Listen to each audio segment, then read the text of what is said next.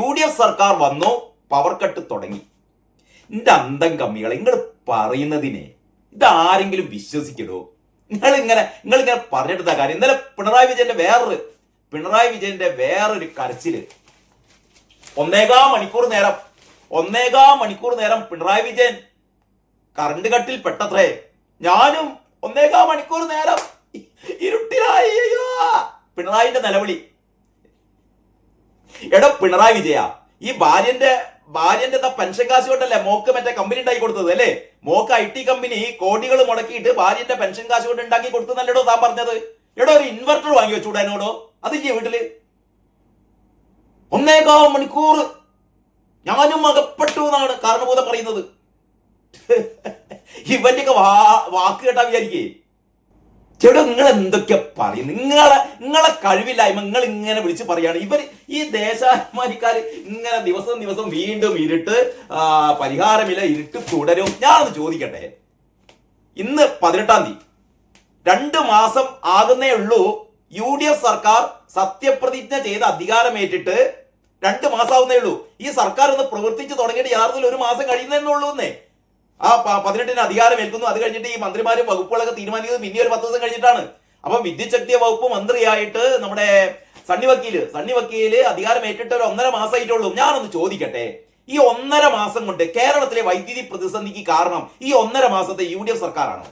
അല്ല, ഞാൻ ഈ അന്തംഗമികളോട് ചോദിക്കുന്നത് കേട്ടോ. നിങ്ങൾ ദേശാഭിമാനിയും കാരണഭൂതത്തിന്റെ 1.25 മണിക്കൂറൊക്കെ വിടി. ഈ അന്തംഗമികൾ ഉത്തരം പറയേണ്ട കുറച്ച് ചോദ്യങ്ങളുണ്ട് കേട്ടോ. വേറൊന്ന് അതിന്റെ എനിക്ക് ഏറ്റവും വലിയ രസം എന്താ അറിയോ? ഇവരിതിനൊരു പേരിട്ടിരിക്കുന്നു. ഇവരിതിനൊരു പേരിട്ടിട്ടുണ്ട്. അതായത് ഈ വൈദ്യുതി കട്ടിനൊരു പേരും ഇട്ടു. അതെന്താണെന്നറിയോ? ഈ പേര് യെസ് ഇന്ദിരാ കട്ടിൽ ഹൈ വോൾട്ട് പ്രതിഷേധം. എന്താണ് ഇന്ദിരാ കട്ട്? അതായത് ഇപ്പോഴത്തെ പവർ കട്ടിന് ഇവരിട്ട പേരെന്താ അറിയോ? ഇന്ദിരാ കട്ട്. എടോ, ഇന്ദിരാഗാന്ധി ആരാണെന്ന് അറിയടോ? സ്വന്തം രാജ്യത്തിന് വേണ്ടി തന്റെ ജീവിതം ബലി കൊടുത്ത നേതാവാണ് ഇന്ദിരാഗാന്ധി കേട്ടോ. അങ്ങനെ കാരണഭൂതത്തിന്റെ കുടുംബക്കാരോ മരുവന്റെ കുടുംബക്കാരോ ഒന്നും ഇമാരി, അല്ലെങ്കിൽ ഈ അപ്പൻ ഗോവിന്ദന്റെ കുടുംബക്കാരൊന്നും ഇങ്ങനെ രാഷ്ട്രത്തിന് വേണ്ടിയിട്ട് ഇങ്ങനെ ജീവൻ ബലി കൊടുത്തിട്ടില്ലല്ലോ. അങ്ങനെ ബലി കൊടുത്ത ഇന്ദിരാഗാന്ധിയുടെ പേര് ഈ പവർ കട്ടിന് നിങ്ങൾ ഉപയോഗിക്കുകയാണ്. എന്താണോ കോരൻ കട്ട് എന്താ പറയാത്തത്? കോരൻ കട്ട് എന്ന് പറഞ്ഞോളൂ. ഇന്ദിരാ കട്ട് എന്ന് പറയുന്ന നിങ്ങൾക്കേ ഈ പവർ കട്ടിനെ കോരൻ കട്ട് എന്നാ വിളിക്കേണ്ടത്. കോരൻ കട്ട്, മനസ്സിലായോ? എന്തുകൊണ്ടാണ് ഞാൻ പറയുന്നത് അറിയോ? ഈ കട്ട് തുടങ്ങിയത് UDF സർക്കാർ അധികാരമേറ്റതിന് ശേഷമല്ല. പവർ കട്ട് തുടങ്ങിയത് യഥാർത്ഥത്തിൽ എന്നാ പവർ കട്ട് തുടങ്ങിയത്? കഴിഞ്ഞ ഫെബ്രുവരി മാസം അവസാനം മുതൽ ഇവിടെ പവർ കട്ട് തുടങ്ങിയിരുന്നു.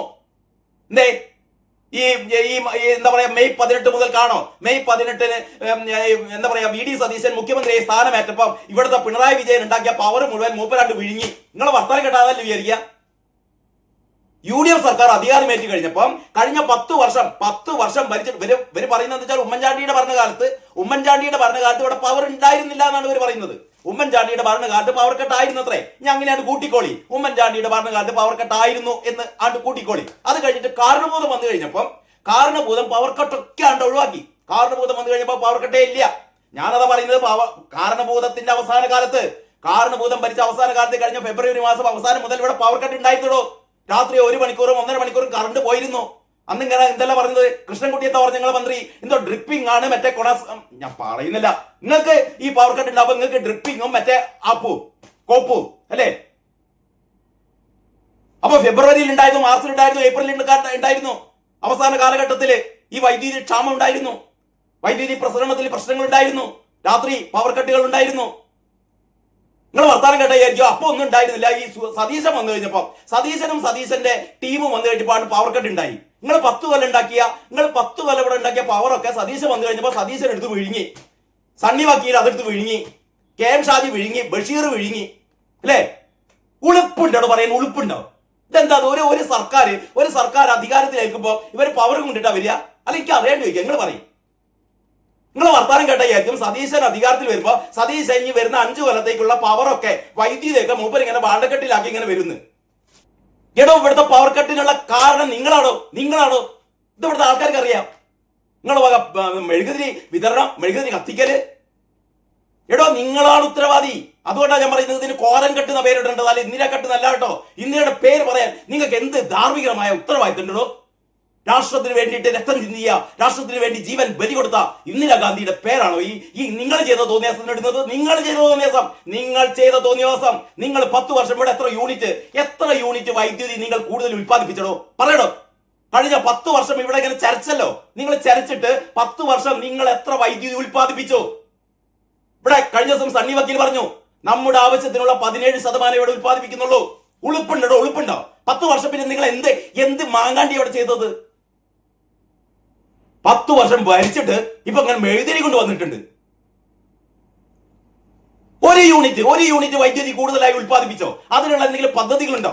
നിങ്ങൾ ഇവിടെ വരുന്ന പദ്ധതികളെ മുഴുവനും ഇപ്പൊ പറയുന്നത് ചീമേനിയിലാണോ പദ്ധതി വരാൻ പാടില്ല എന്നാ പറയുന്നത്. നിങ്ങൾക്ക് ഒരു പദ്ധതി നിങ്ങൾക്ക് വരുത്താനും പാടില്ല, ഒരു പദ്ധതി ആരംഭിക്കാനും പാടില്ല. പിന്നെ എന്താ പറയാ, ഇവിടെ മാജിക് ആണോ ഇങ്ങനെ വൈദ്യുതി ഉണ്ടാക്കല്?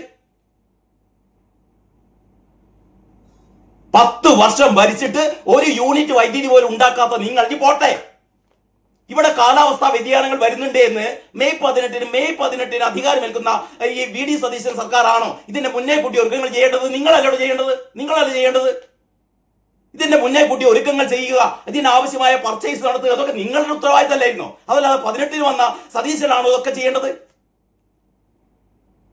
പണ്ട് ഉമ്മൻചാണ്ടിയുടെ ഭരണകാലത്ത് യൂണിറ്റിന് 4 രൂപ 29 പൈസക്ക് 25 വർഷത്തേക്ക് ഒരു പദ്ധതി ഉണ്ടായിരുന്നല്ലോ, ഒരു കരാർ ഉണ്ടായിരുന്നല്ലോ, അല്ലേ? അത് നിങ്ങൾ കോഴ വാങ്ങിക്കാൻ വേണ്ടിയിട്ട് അത് നിങ്ങൾ ഒഴിവാക്കിയില്ലടോ, അല്ലേ? നിങ്ങൾ ചെയ്ത ഏറ്റവും വലിയ മണ്ടത്തരല്ല.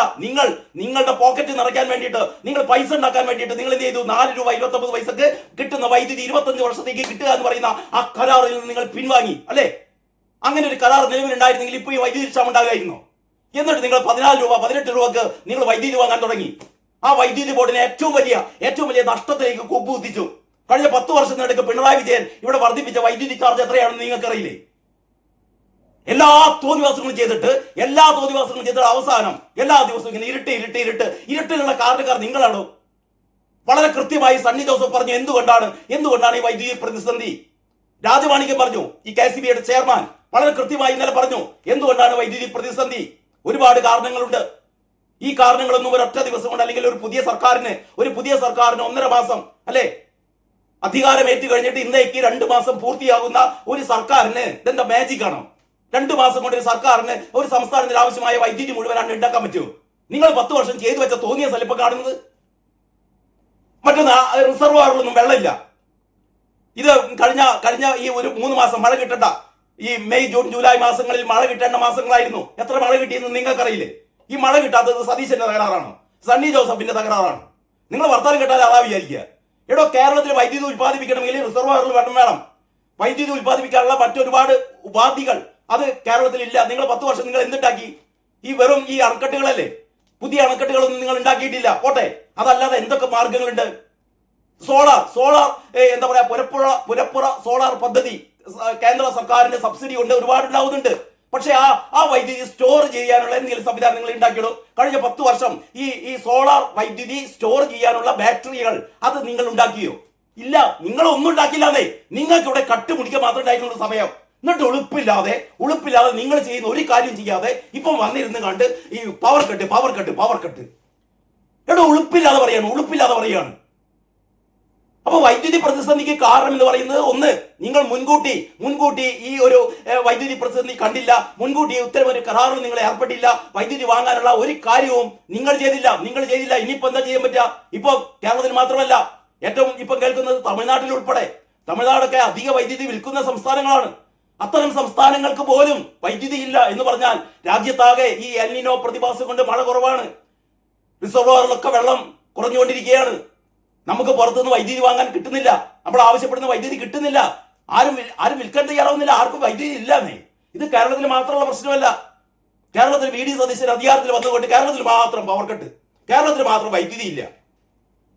എടോ, തമിഴ്നാട്ടിലെ പ്രസിഡന്റ്, കർണാടകയിൽ പ്രസിഡന്റ്, തെലങ്കാനയിൽ പ്രസിഡന്റ്, ആന്ധ്രയിൽ പ്രസിഡന്റ്, ഗുജറാത്തിൽ പ്രസിഡന്റ്, അവിടെയൊക്കെ പ്രശ്നമുണ്ട്. ഇത് രാജ്യവ്യാപകമായുള്ള പ്രശ്നമാണ് ഈ വൈദ്യുതി പ്രതിസന്ധി. ഓരോ ദിവസവും കേരളത്തിലെ വൈദ്യുതിയുടെ ഉപഭോഗം വർദ്ധിച്ചുകൊണ്ടിരിക്കുകയാണ്. ഇതെല്ലാവർക്കും അറിയുന്ന കാര്യമല്ലേ? AC-കളെ, എയർ കണ്ടീഷണറുകൾ മുമ്പില്ലാത്ത വിധം അധികരിച്ചു വരുന്നു. വൈദ്യുതി വാഹനങ്ങൾ വർദ്ധിച്ചു വരുന്നു. അങ്ങനെ ഒരുപാട് വൈദ്യുതിയുടെ ഉപയോഗം നാൾക്ക് നാൾ വർദ്ധിച്ചുകൊണ്ടിരിക്കുകയാണ്. കഴിഞ്ഞ ദിവസം സണ്ണി ജോസഫ് പറഞ്ഞു 1000 മെഗാവാട്ട് കഴിഞ്ഞ പ്രാവശ്യം മുമ്പ് ചെയ്തതിനേക്കാൾ 1000 മെഗാവാട്ട് കൂടുതലാണ് ഇപ്രാവശ്യം വരുന്നത്. അപ്പൊ സ്വാഭാവികമായും വൈദ്യുതി ഏറ്റവും കൂടുതൽ എന്താ പറയാ ആവശ്യമുള്ള ഒരു ദിവസങ്ങളാണ് വന്നുകൊണ്ടിരിക്കുന്നത്. കൂടുതൽ ഉൽപ്പാദിപ്പിക്കാൻ അണക്കെട്ടിൽ വെള്ളമില്ല. ഇത് സതീശൻ വന്നിട്ട് മുക്കി കുടിച്ചതാണ്. നിങ്ങൾ വാർത്ത കേട്ടാതെ വിചാരിക്കുക. സതീശൻ വന്നപ്പോൾ റിസർവറിലെ വെള്ളമൊക്കെ സതീശൻ മുക്കി കുടിച്ചു, സണ്ണി ജോസഫ് മുക്കി കുടിച്ചു, റിസർവറിലെ വെള്ളമൊക്കെ വറ്റിച്ചു അല്ലേ? അതാണോ യാഥാർത്ഥ്യം? അപ്പൊ നിങ്ങൾ ചെയ്യേണ്ട ഒരു കാര്യവും ചെയ്യാതെ നിങ്ങൾ എന്നിട്ട് ഇന്ദിരാക്കട്ട് എടോ ഇന്ദിരാക്കട്ട് അല്ല എന്ന് ഒരിക്കൽ കൂടി ഞാൻ നിങ്ങളോട് പറയാണ്. ഇന്ദിരാക്കട്ട് അല്ലത്. നിങ്ങൾ ഇന്ത്യയുടെ പേര് മിണ്ടിപ്പോരുന്നതിനുള്ള ധാർമ്മിക അവകാശം നിങ്ങൾക്കില്ല. ഇത് ഏപ്രിലിലെ തുടങ്ങിയ പവർ കട്ടാണ്, അല്ലെങ്കിൽ മാർച്ചിലെ തുടങ്ങിയ പവർ കട്ടാണ്, ഫെബ്രുവരി അവസാനം തുടങ്ങിയ പവർ കട്ടാണ്. വി ഡി സതീശൻ അധികാരത്തിൽ വരുന്നതിന് മുമ്പ് നിങ്ങളുടെ തോന്നിയസം കൊണ്ട്, നിങ്ങളുടെ കെട്ടുകാര്യസ്ഥത കൊണ്ട് ഇവിടെ ഉണ്ടായ പവർ കട്ടാണ്. അത് ഇടേണ്ട പേര് കോരനാണെന്നാണ്. കോരൻ കട്ടെന്ന് വിളിക്കണം. അല്ലാതെ നിങ്ങൾക്ക് നമുക്ക് ഭ്രാന്ത് പിടിച്ചാൽ കാണാൻ രസമാണ് എന്ന് പറയുന്ന പോലെ നിങ്ങൾക്ക് സ്വന്തം കോരനെ പറ്റി പറയുമ്പോൾ നിങ്ങൾക്ക് ഭയങ്കര കുരുപൊട്ടു അല്ലേ? പൊട്ടണ്ട. ഇന്ദിരാഗാന്ധിയെ പറ്റി പറഞ്ഞെങ്കിൽ കോരനെ പറ്റി പറയാൻ നമുക്ക് അവകാശമുണ്ട്. അതുകൊണ്ടാണ് ഞാൻ പറഞ്ഞത് കേട്ടോ. നിങ്ങൾക്കിവിടെ വൈദ്യുതി ഇല്ല, പവർ കട്ട്. എടോ പ്രതിപക്ഷമാണെങ്കിൽ കൃത്യമായി പറയാം എന്തൊക്കെ ചെയ്യണമെന്ന്. പ്രതിപക്ഷം എന്നുള്ള രീതിയിൽ നിങ്ങൾ പറയണം. എങ്ങനെയൊക്കെയാണ് ഇനി എങ്ങനെ ഇത് തരണം ചെയ്യാം? ഏതായാലും മഴ പെയ്യിപ്പിക്കാൻ പറ്റില്ലല്ലോ. അതുകൊണ്ട് നമുക്ക് എങ്ങനെ ഇത് ഈ പ്രതിസന്ധി തരണം ചെയ്യാൻ പറ്റും? അതാണ് പറയേണ്ടത്. അതല്ലാതെ എല്ലാ ദിവസവും വന്നിട്ട് സതീശൻ വന്നു പവർ പോയി, സതീശൻ വന്നു ഇരുട്ടായി. എടോ ഇതിന്റെ കാലം കഴിഞ്ഞിടോ. ആൾക്കാർക്കറിയാം എന്താണ് സംഭവിക്കുന്നതെന്ന്. നിങ്ങൾ പറയുന്നത് മാത്രമേ വിശ്വസിക്കുന്നത്. രാജമാണിക്ക് പറയുന്നത് കൃത്യമായ ആളുകൾക്ക് മനസ്സിലാവുന്നുണ്ട്. സണ്ണി വക്കീൽ പറയുന്നത് മനസ്സിലാവുന്നുണ്ട്. കൊടിക്കുന്നിൽ സുരേഷ് എന്ന് വളരെ കൃത്യമായി പറഞ്ഞു. സണ്ണി ജോസഫ് മാന്യനായതുകൊണ്ട് നിങ്ങൾ അങ്ങനെ കുറ്റപ്പെടുത്തുന്നില്ല. അയാൾ മാന്യനാണ്. അയാളുടെ കാര്യങ്ങൾ വളരെ കൃത്യമായി പറയുന്നത്. കൊടിക്കുന്നിൽ സുരേഷ് എന്ന് വളരെ കൃത്യമായി പറഞ്ഞു. ഇത് തകരാറ് നിങ്ങളുടെ തകരാറാണ്. നിങ്ങൾ ഇത് മുൻകൂട്ടി കാണണമായിരുന്നു. ഇത് നിങ്ങൾക്ക് എന്ത് മുൻകൂട്ടി കാണല് അല്ലേ? നിങ്ങളുടെ ആകെ ലക്ഷ്യം എന്ത്? നിങ്ങളുടെ ആകെ ലക്ഷ്യം എങ്ങനെ വെട്ടിക്കാം, എങ്ങനെ നക്കാം, എങ്ങനെ മുക്കാം, എങ്ങനെ പറയുന്നില്ല. എന്നിട്ട് നിലവിളി. ശരി, എന്നാല് ബാക്കി കാര്യങ്ങള് അടുത്ത വീഡിയോ ഞാൻ പറയാം. എല്ലാവർക്കും നമസ്കാരം. വാർത്താവിശേഷങ്ങളുടെ പുതിയൊരു എപ്പിസോഡിലേക്ക് സ്വാഗതം. ദേശാഭിമാനി ഇന്നലെ തുടങ്ങിയ കരച്ചിലാണ്. വീണ്ടും ഇരുട്ട്. പല നഗരങ്ങളിലും രാത്രി 1 മുതൽ 1.5 മണിക്കൂർ വരെ വൈദ്യുതി മുടങ്ങുന്നു. പീക്ക് അവറിൽ നിയന്ത്രണമെന്ന പ്രഖ്യാപനം വിഴുങ്ങി. മഴയെ പഴിച്ച് രക്ഷപ്പെടാൻ നീക്കം. ലോകകപ്പ് മത്സര സമയത്തും പവർ കട്ട് എന്നൊക്കെയാണ് പറയുന്നത്. ആസൂത്രണത്തിലെ പാളിച്ച പരിഹരിക്കാൻ നടപടിയെടുക്കാതെ കേരളത്തെ ഇരുട്ടിലാഴ്ത്തി സംസ്ഥാന സർക്കാർ. സംസ്ഥാനത്ത് നഗരഗ്രാമ വ്യത്യാസമില്ലാതെ മണിക്കൂറുകളോളം പവർ കട്ട് ഏർപ്പെടുത്തിയതോടെ ജനം വലയുന്നു.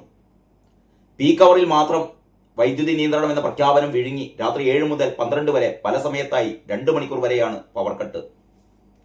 മഴക്കുറവിനെയും ജനങ്ങളുടെ വൈദ്യുതി ഉപയോഗത്തെയും പഴിച്ച് രക്ഷപ്പെടാനാണ് സർക്കാരിന്റെ ശ്രമം. എൽനിനോ പ്രതിഭാസം മൂലം മഴ കുറയുന്നുവെന്ന് കേന്ദ്ര കാലാവസ്ഥാ വകുപ്പ് നേരത്തെ തന്നെ മുന്നറിയിപ്പ് നൽകിയിരുന്നു. കണക്കിലെടുത്ത് മറ്റ് സംസ്ഥാനങ്ങൾ വിപണിയിൽ നിന്ന് മുൻകൂട്ടി വൈദ്യുതി വാങ്ങി പ്രതിസന്ധി എല്ലാം പരിഹരിച്ചു. അങ്ങനെ ഇന്നലത്തെ ദേശാഭിമാനിയിലാണ് ആ ഒരു വാർത്ത ഉള്ളത്. ഇന്നത്തെ ദേശാഭിമാനി പരിഹാരമില്ല, ഇരുട്ട് തുടരും. എന്താണ് ഇരുട്ട് തുടരും? ആസൂത്രണത്തിലെ പാളിച്ച പരിഹരിക്കാൻ സർക്കാർ ഇടപെടൽ ഇല്ലാതായതോടെ സംസ്ഥാനം ഇരുട്ടിൽ തുടരും. വൈദ്യുതി എപ്പോൾ പോകുമെന്നോ എത്ര നേരം നിയന്ത്രണം നീളുമെന്നോ ഒരറിയിപ്പുമില്ല. അടിയന്തര ശസ്ത്രക്രിയകൾ അടക്കം മുടങ്ങുമോ എന്ന ആശങ്കയിലാണ് ആരോഗ്യ പ്രവർത്തകർ. വ്യവസായം, ഹോട്ടലുകൾ തുടങ്ങിയവ വൻ പ്രതിസന്ധിയിൽ. നഗര ഗ്രാമ വ്യത്യാസമില്ലാതെ മിക്കവാറും തെരുവു വിളക്കുകൾ കണ്ണടച്ചു. ഏതു സമയവും വൈദ്യുതി നിലയ്ക്കുമെന്ന സ്ഥിതി കുട്ടികളുടെ പഠനത്തെയും ബാധിക്കുന്നു. പ്രശ്നം